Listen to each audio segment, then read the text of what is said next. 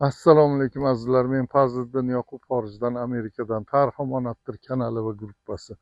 Bismillahirrohmanirrohim. Hozir o'zimiz turgan ko'chada, mintaqada yomg'ir tomchilab turibdi. 2 kun rosa issiq bo'ldi. Havolar juda chiroyli keldi bu yil. Salqin, yomg'irlik. Ammo issiq bo'lganda kim Leningradda bo'lsa, Leningradni eslaydi. Leningrad havosi birpasda hali namli bo'lgani uchun katta bir nafas olmaydi, issiq bo'lib ketadi. Shunday qilib hozir uyni oldida turib, shu yerdan ozgina video qilishga majbur bo'ldik. Bismillahirrohmanirrohim. Nima mavzu bugun desanglar, bugun 26-iyun 2025-yil. Bu kuni nima bo'ldi desanglar, bu kuni islom dunyosida hijriy musulmon taqvim hisobiga ko'ra 1446-yildan 1447-yilga o'tdik. Albatta nimalar bo'lmaydi, haligi o'yin kulgi, baqir chaqir, muzika, haya nishonlashlar bo'lmaydi islomda. Shu faqat bildirib qo'yamiz, yil almashdi va 1447-yil kirib keldi. Mana shu yerda o'tirib men kitob o'qib, dam olib, mana shu joyda hozir ko'rsatay, shu yerdan dam olib, do'stlar bilan suhbatlashib, shunaqa bir holatlarda yurish qilamiz. Mana bu yerdan hozir ko'rsataman sizlarga. Mana shu tomonlarda yurish qilib, mana hovlini orqalari shu joylarda.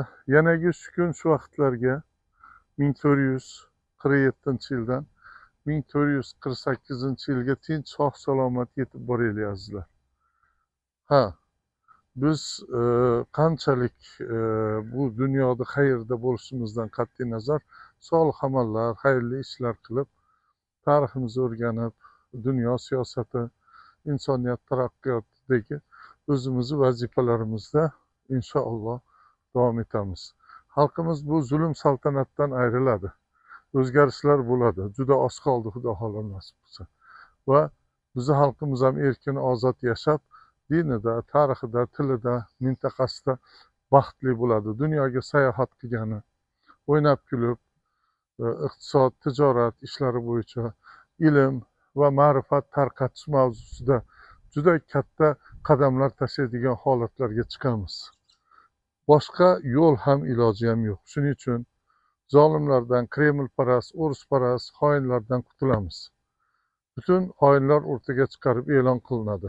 Haqiqiy vatanim, millatim, xalqim degan tarixi, tili, dini, imonni o'rniga qo'yib, xalqini baxtli qiladigan, xalqini xizmatidagi xayrli bir insonlar o'rtaga chiqib, vatanimizda xizmat qilishadi. Va parlament, senat, prezidentlik, hokimlik, ichki ishlar, DXX hammasida katta o'zgarishlar bo'ladi, xudo xohlasa. Inshaalloh biz o'sha mustaqillik deklaratsiyasida Tarix omonattirda 20-iyun kuni qilgan 2 soatlik suhbatimizda yanagi shu kun shu vaqt 20-iyunda 26-yil 2026-yil vatanimizda 350 deb og'zimizdan shu jumla chiqib ketdi.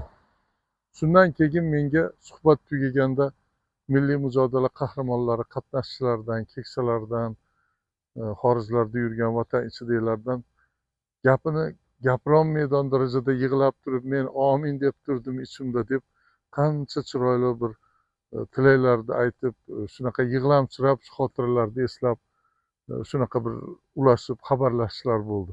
Azizlar, sizlar ham duo qilinglar, omin deyglar. Xorijlardagi yurgan 20 million ichida qanchasi kirolmaydi vatanga, borolmaydi. Vatandagi endi holatlar tushuntirib bo'lmaydi, o'zinglar bilasizlar. Tezroq biz faoliyat ko'rsatib, vatan ichi tashqarisidaglar shu zulmga qarshi birlashib, qonuniy yo'l bilan shu narsani o'zgarishini bir faoliyatlarda talab qilaylik, intilaylik. Allohga omonat bo'linglar. 2026-yil hijriyda kirib kelgan 1447-yil hammamiz uchun xayrli bo'lsin. 2026-yilda ozodlik, erkinlik yili bo'lib, vatanda mustaqillikni qutlaylik. Assalomu alaykum va rahmatulloh.